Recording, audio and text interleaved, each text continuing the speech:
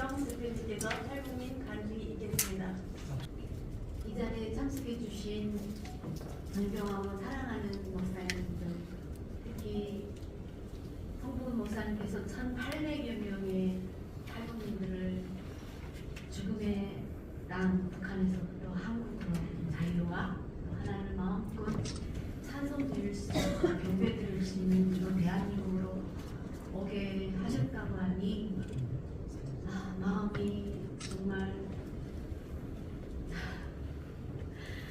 어떻게 주님께 감사를 해야 될지 복잡하기도 하지만 또 한쪽으로는 그 많은 탈북민들 중에 유독 두 사람만 오늘 이 자리에 함께했다는 것이 너무나 부끄럽고 우리 탈북민들이 정말 이곳에 와서 첫사랑을 잃고 많이 병들고 타락했다는 걸 인정하지 않을 수 없습니다.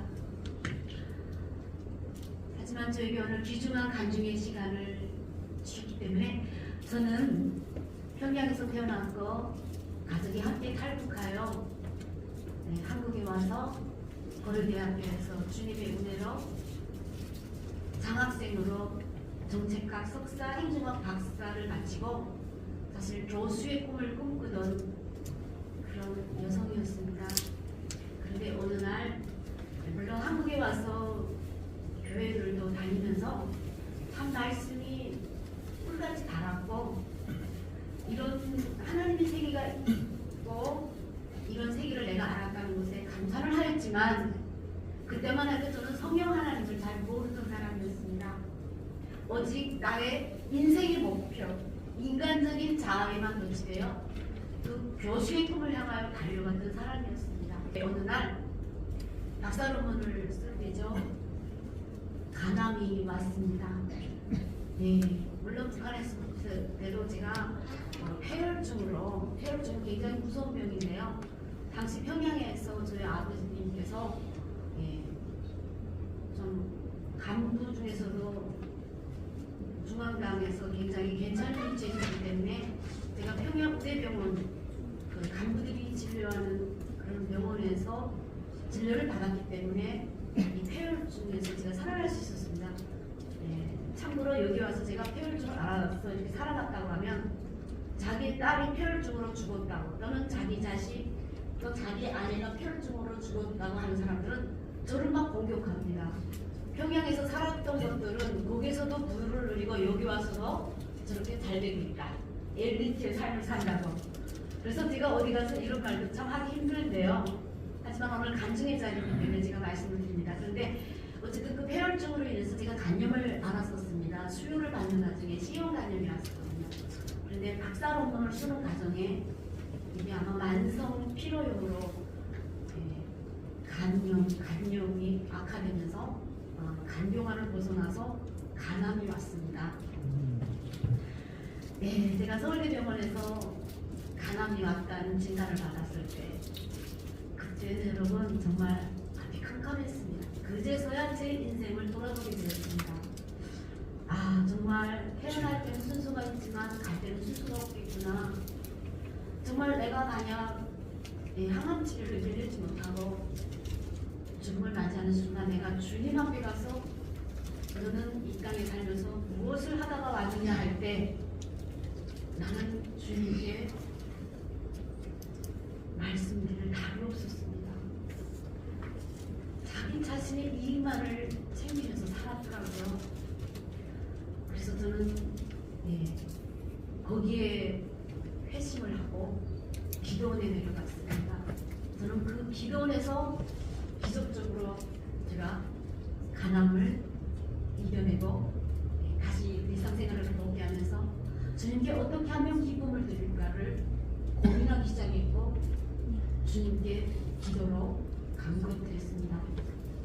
그런데 제가 이렇게 회개의 눈물을 정말 5일 동안 쏟으면서 아버지가 돌아가실 때도 그만큼 눈물을 흘리진 않았는데 제가 기도원에서 그토록 많은 회개의 눈물을 흘리면서 주님께 기도로 간구했던 것은 우선 주님을 알아야겠다는 생각을 했어요. 그분이 과연 어떤 분인지. 제가 만난 주님은요 bon가하고 벼랑하고 대단한 분이 아니었어요. 정말 낮은 자의 모습으로 목사님들도 다 아시는 비천한 자의 신분으로 태어나셨고 가난한 자를 위하여 이 땅에 오셨더라고요. 그래서 저는 제가 이제부터 낮아져서 주님처럼 한번 해보리라. 그래서 탈북민들한테 다가서기 시작했습니다. 그런데 목사님들 그거 아십니까? 앞에서 많은 목사님들이 탈북민 선교를 하시면서 느꼈던 감정도 있지만 가난하고 정말 어렵게 배가 고파서 한국으로 탈북했다는 분들이 심령을 보면 가난하지 않습니다. 굉장히 눈치가 빠르고 어떤 측면에서는 북한에서부터 살아남기 위한 몸부림이라고 할까요? 그 악하고 악한 군대 귀신들이 꽉 차 있었습니다. 제가 혼자서 애 키우는 미혼모와 장애인들이 너무 죽어나요. 내가 강의로 번 돈을 갖고 몇백만 원을 썼습니다. 거짓말이 아니고요. 그런데 그때는 덤을 받을 때는 눈물 콧물 흘리면서 저한테 덤을 총했지만 그 순간을 벗어나니까 그 악한 영들이 저를 공격하면서 혼자 사는 게 아니라 남편만 7명이었습니다. 너는 교회를 다닌다는 애가 어떻게 이렇게 사냐? 교회도 하나만 다니는 줄 아십니까? 여기 계신 목사님들 정말 부탁드립니다. 탈북민들이 교회 일요일에 5개, 6개 갑니다. 왜? 교통비를 준다고 하면서. 정말 우리가 탈북민 삶을 제대로 하려면 그분들이 심리를 깊이 들어가 봐야 됩니다. 저는 주님께서 저한테 자비랑 선교사가 될 걸 원하셨습니다. 그리고 전문인 선교사가 될 걸 원하셨습니다. 그래서 저는 탈북민들이 자유를 위해서 제가 이분들이 세계에 깊이 들어갔습니다. 오늘 이 자리에 저와 함께 하신 김순영 자매님도 계시는데요. 저분이 저하고 12년을 함께 따라다녔습니다. 저분은 북한에서 남편이 기관사였기 때문에 기관사, 열차, 기관사 어느 정도 생활이 좋았습니다. 오히려 북한에서 생활이 좋았던 분들은 영적으로 그렇게 나쁜 악한 귀신이 있기는 있지만 군대 귀신만큼 들어가 있지 않아요. 그러니까 이분들은 빨리 돌아설 수 있어요. 하지만 가난했다, 힘들었다, 나 배고파서 탈북했다는 사람들은 저 사람이 과연 사람이 맞나라고 할 정도로 군대 귀신이 꽉 머릿속에 차 있었어요. 그래서 그분들한테 기도를 데려가서 제 경험을 살려서 회개시키면서 내가 이렇게 되겠냐, 너의 이 모습을 보고 주님께서 얼마나 가슴 아파하시겠냐, 너의 거짓말, 너의 미소, 너의 가식, 이거는 귀신의 자녀가 하는 짓이다. 너 귀신의 자녀가 될래, 하나님의 자녀가 될래? 우리가 한국에 왜 왔나? 하나님의 자녀가 되기 위해서 한 거 아니냐? 이제라도 내가 진심으로 회개하고 이런 삶을 살지 말거라. 이걸 부끄럽게 여겨라. 제가 같은 탈북민으로서 정말 진심으로 충고를 했습니다. 그런데 그 충고에 응답하는 사람이 있었지만 또 반응하는 사람이 있었지만 대부분의 탈북민은 어땠을까요, 목사님들? 공격했습니다. 저를 오히려 없는 말로, 저 따위가 뭔데 없는 말, 있는 말로 저를 공격해왔습니다. 저는 이 악한 군대 귀신과의 공격에서 제가 이길 수 있는 방법은 기도밖에 없고 주님께서 나한테 기도를 기도를 하라고 원하신다는 걸 알았습니다. 그래서 저는 골방 기도를 많이 하였습니다. 집에서 밤만 되면 찬송가를 조용히 틀어놓고 혼자서 눈물을 흘리면서 제가 이 탈북민들이 병든 영혼을 치료하는 치료사가 되게 해달라고, 이들의 자립을 위해서 내가 할 수 있는 능력을 달라고 주님께 기도를 했습니다. 여기 계신 목사님들, 제가 탈북민이고 한부모지만 혼자서 애를 키우는 애엄마지만 제가 탈북민 600여 명한테 2억 이상의 돈을 만들어갖고 장학금도 줘봤고요. 또 경력금도 줘봤고요. 기도원에 갔을 때는 1인당 15만 원씩 줬습니다. 여기 계시기 때문에 제가 말씀드리는 겁니다. 제가 기도원 지금 11차까지 데려갔어요. 평균 40에서 50명을 데려가면 한 번씩 기도를 갈 때마다 700에서 800만 원이라는 돈이 깨졌어요. 그럼에도 불구하고 저는 대한민국 교회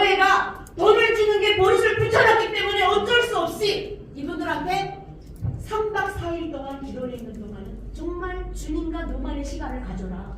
내가 그렇게 돼서 이렇게 능력을 받고 이런 사람이 되지 않았냐. 그분들한테 제가 제 진심으로 기도할 것을 권유하면서 내려갔습니다. 목사님들, 그러자 한 5차, 6차까지 기도를 가실 분들에 관해서만 반응이 오기 시작하고 기도하는 사람이 생기기 시작했습니다. 1, 2차 때도 1, 2차까지도 내려가면 어찌 그것 때문에 언제 끝나냐, 그리고 앉아있는 게 너무 힘들다 이러면서 또 대한민국 교회 일요일날 한 번 5번만 돌면 뭐 20만원 30만원 생기는데 왜 기도까지 9개월 필요하다, 너네 15만원 주는데 이낙연이 이러면서 돈으로 저를 비교하기 시작했지만 5차, 6차, 7차부터는 거기에서 하나님의 자녀들이 나오기 시작했습니다. 그러면서 거짓을 미워하기 시작했고, 탈북민 거짓말을 하는 사람한테 너 이렇게 살면 되겠냐? 우리 탈북민 다 같이 깎아먹는 거다. 너 때문에 그냥 싸구려 도매권으로 같이 욕먹지 않냐? 나처럼 열심히 사는 사람도 이렇게 되면 안 되지 않냐? 너 차라리 외국에 가! 한국에서 살지 마! 우리 같이 다 창피해서 못 살아! 이러면서 서로 지적하기 시작하면서 그 지적과 함께 다시 포용으로, 내가 너무 안타까워서 그랬어. 너도 탈북하느라고 힘들었지만 나도 같은 사람이 아니냐, 이렇게 같은 동질성으로 이분들을 시작했더니 그제서야 맞아, 나한테 그런 나쁜 병이 있어 이러면서 지난 과거에 있는 얘기를 하기 시작했습니다. 목사님들, 제가 장애인들과 미혼모들을 만나보면서 느낀 것은 놀랍게도 탈북민의 67%, 70%가 양귀비 중독이 되어 있었다는 사실입니다. 그래서부터 어떤 분들은 탈북민들이 마약 중독자가 많은 걸 보고 비난할 수도 있습니다. 그런데 북한에 있을 때부터 진통제가 없기 때문에 치료약으로 이 양귀비를 북한은 합법적으로 심을시기 때문에 그것을 장복을 하다 보니까 양귀비 중독이 왔고 한국에 와서 마약 치료 프로그램을 받았지만 어땠을까요? 그것이 또 얼마 못 가서 마약을 찾기 시작하는 탈북민 여성들을 보면서 제가 너무 가슴 아팠고, 또 뇌출혈로 인한 장애, 마약을 오랫동안 하다 보면 뇌졸중과 뇌혈전들이 오기 시작합니다. 2차, 3차 병이 생기면서 이분들이 육체도 영혼도 함께 병들었다는 거 알면서 이들의 병든 마음을, 병든 영혼을 치료하실 분은 인간적인 힘으로는 안 되고 오직 주님뿐이라는 거 알았습니다. 여러분, 통일부에서는 말이죠, 탈북민들이 심리치료, 나는 탈북 트라우마라는 병명으로 인한 심리치료를 받게 되면 한국 사람의 6배의 비용이 든다라고 나왔습니다. 왜 그럴까요? 이미 이들은 마약 중독이 되어 있는 상태로 왔기 때문입니다. 이런 사람들을 치료하실 분은 오직 하나님의 손길 뿐이라는 걸 저는 알았기 때문에 이분들을 일요일만 다니는 교회로는 안 된다는 거 알았기 때문에 제가 기도원에 데려갔던 겁니다. 목사님들, 저는 또 이렇게 탈북 미혼모들과 장애인들이 자립을 위해서 노력하고 이들을 깊이 있게 용감한 가정에 가장 중요한 건 고기를 잡는 법을 가르쳐줘야 된다는 걸 알았습니다. 그래서 제가 지금까지 정책학 석사, 행정학 박사학위를 받았기 때문에, 물론 지금은 강신대학교에서 제가 신학대학원에서 목회신학을 지금 준비하고 있는데 특수사역을 목적으로 신학을 하려고 했는데 공부한다고, 제가 공부를 해보니까 신학대학을 나온다고 해서 하나님을 만난 게 아니었습니다. 어쩌면 성추행범으로 감옥에 간 탈북자 남자들이 신학대학에 가가지고요, 제가 어제 쇼킹받았습니다. 그 정도로 신학대학에 보낼 탈북민이 없을까? 저는 국군포로 유가족들 문제를 놓고 220명도 안 되는 국군포로 유가족들인데 이들이 단지만 5개가 있었습니다. 그리고 서로 국가에서 나오는 그 지원금을 타먹겠다고 싸우는데요, 보소 고발만 12건이 있었습니다. 그뿐이 아닙니다. 이분들이 돈 700만 원이 없어서 북한에는 아버지 시신을 파오다가 돌려서 북에 있는 남은 가족들까지 싹 다 공개 사용을 당하는 걸 보면서 도대체 700만 원이 없어서 시체 장사를 하냐? 라고 물어봤습니다. 그랬더니 그분들이 가슴속에 있는 사연을 얘기했습니다. 아버지 명성에 걸맞게 한국에 와서는 좀 뽀대하게 살고 싶은데 북에서부터 아버지가 북은포로라는 이유로 아오지탄강 깊은 산골 농촌 이런 데서 살다 보니 합격이 안 됩니다. 여기 와서 대학을 가려고 해도 회사에 들어가려고 해도 여기는 능력사회 한영사이기 때문에 이들이 받아주는 데가 없습니다. 그러니까 국민 기초 수급자 또는 차상위 계층이 탈북민 중에 74%인데요. 그 중에 또 여성도 76%나 되는데 이 여성들이 뭐 하고 있을까요? 재혼 결혼을 반복하면서 거짓말이 아니고 평균 탈북자가 결혼한 남자가 5번을 만나는 거예요. 그리고 얼굴이 안 되고 몸매가 안 되는 애들은 아파트 관리사무소 경비 아바이들한테 몸을 팔고 있었습니다. 저는 이들의 모습을 보면서 우리들이 이 모습을 보고 주님께서 하나님을 제대로 알 수 있고 주님을 만날 수 있는 이곳에 와서 제대로 된 주님을 못 만나고 이렇게 더 악하고 나쁜 짓만 하고 있는 이 탈북민들 회개하지 않으면 우리는 완전히 망할 수밖에 없다는 거 이들한테 인식시켜 주기를 원했습니다. 이걸 저는 기도원에서 했습니다. 기도원에서 우리 다 같이 죽는다. 우리 제대로 살자. 똑바로 살자. 후대를 위해서 우리 자식을 위해서 이렇게 살면 안 돼. 그 죄악이 자식들한테 가기를 원치 않아. 나는 이렇게 살 바에는 차라리 외국에 떠나.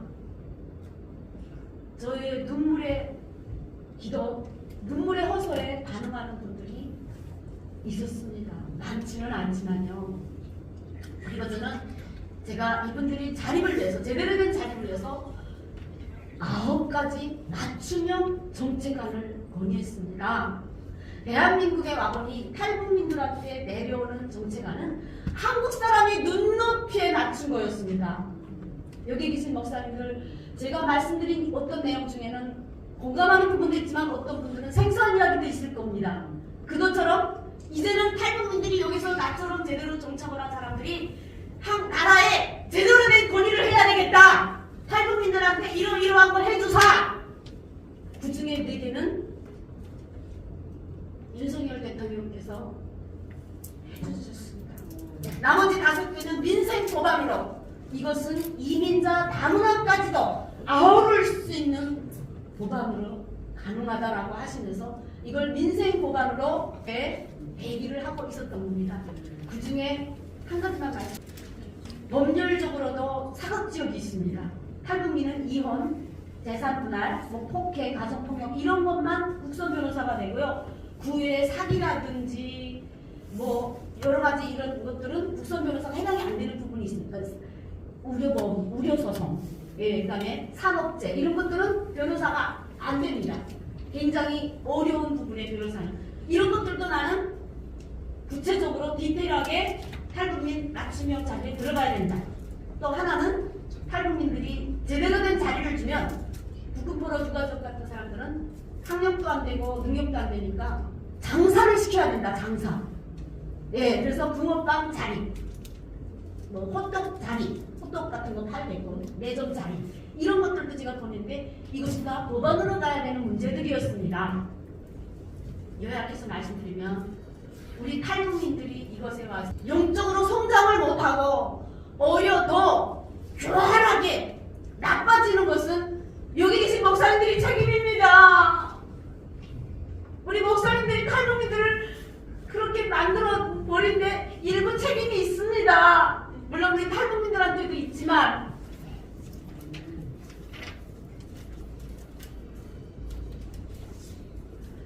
목사님들한테 간곡히 호소드립니다.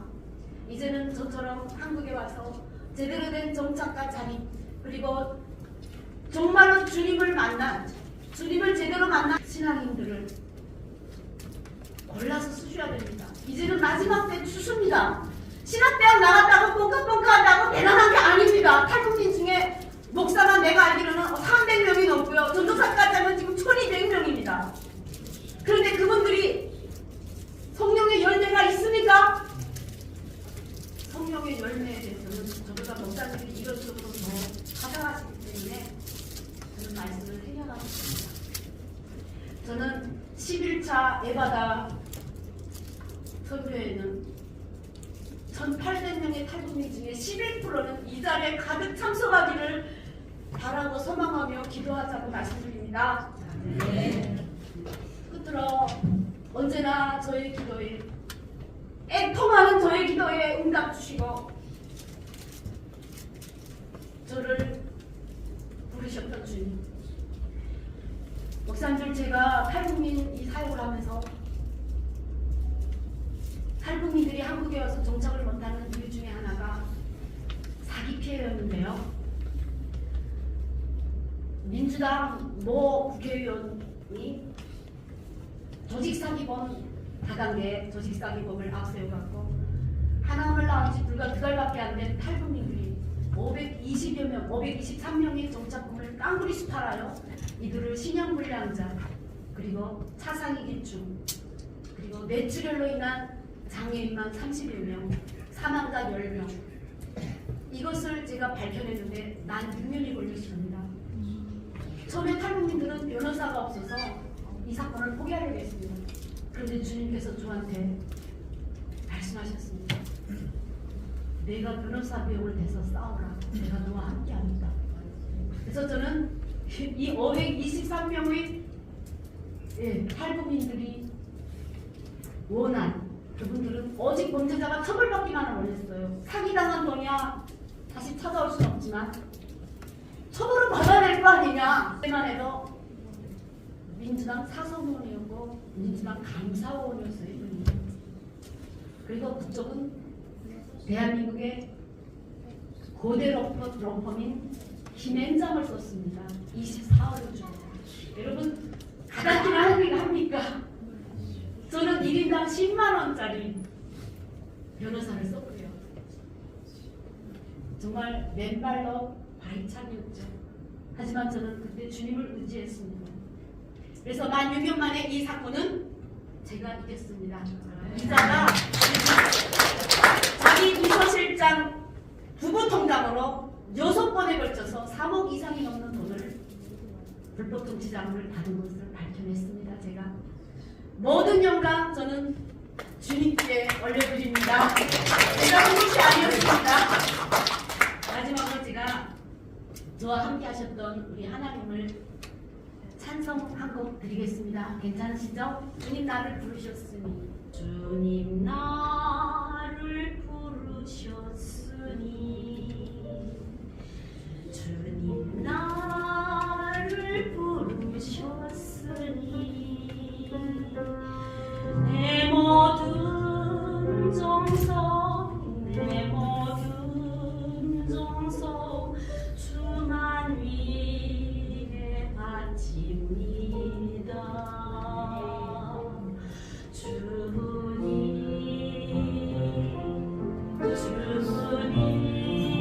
주님 나의 기도 들으사 영원토록 주님만을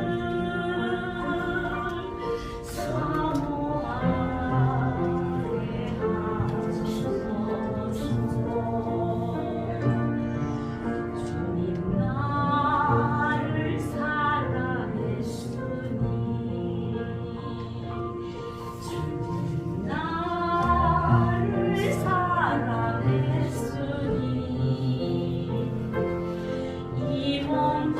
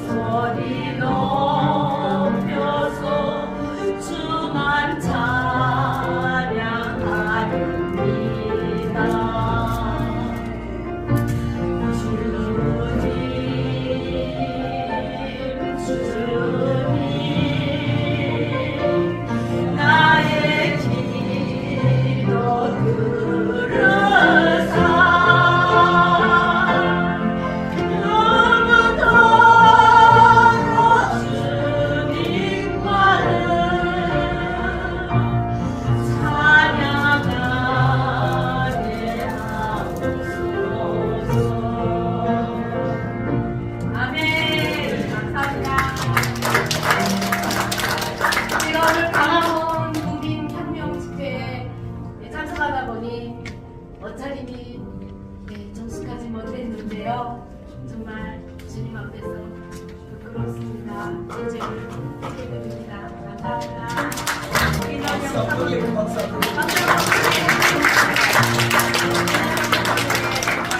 은혜로운 가정 이 말씀을 들으면서 가슴이 뭉클하고 또 목사로서의 책임감도 느낍니다. 정말 탈북민들이 한국에 와서 잘 정착하기 위해서 잘 인도하고 이끌어줘야 됩니다.